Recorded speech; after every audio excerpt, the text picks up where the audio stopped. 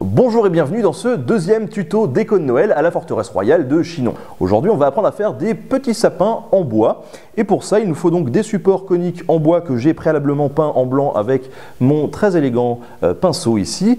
J'aurai besoin d'un plus petit pinceau pour faire les détails et pour faire les détails j'aurai besoin de peinture dorée et de peinture verte parce que ça va faire joli. Allez, c'est parti! Petit rappel historique, Noël c'est avant tout une fête chrétienne qui symbolise la naissance du petit Jésus. L'offrande des cadeaux en fait fait référence à l'offrande des rois mages quand Jésus vient de naître. En dehors de ça, on fait des cadeaux déjà dans la Rome antique, mais plutôt sous la forme d'étrennes et au début de l'année.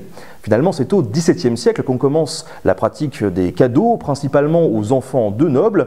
Et cette pratique, elle va se généraliser à partir du XIXe siècle, s'émancipant de tout cadre religieux.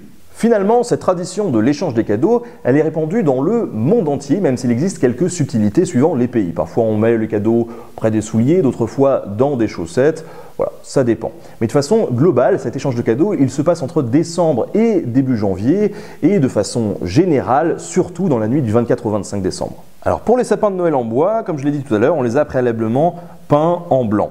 Alors là, on peut, suivant ses envies, exprimer sa créativité. Allez. On va commencer par du doré, peindre par exemple la base de ce cône. Alors mon conseil, si la peinture a un petit peu de mal à accrocher, c'est d'attendre entre chaque couche et de ne pas hésiter à repasser plusieurs couches de peinture sur le cône. Voilà, donc ma première œuvre d'art. Et là je vais attaquer ma deuxième création originale en peignant seulement le sommet en bleu. Toujours en délimitant bien, et voilà donc ma deuxième œuvre minimaliste qui va pouvoir être accrochée pas très loin du sapin.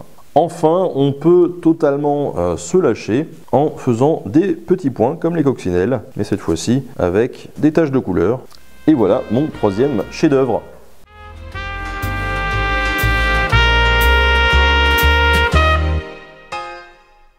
Merci d'avoir suivi ce tuto, j'espère que ça vous a plu. On se retrouve la semaine prochaine pour un nouveau tuto déco de Noël. Cette fois-ci, on va apprendre à réaliser un photophore sapin en fil de fer.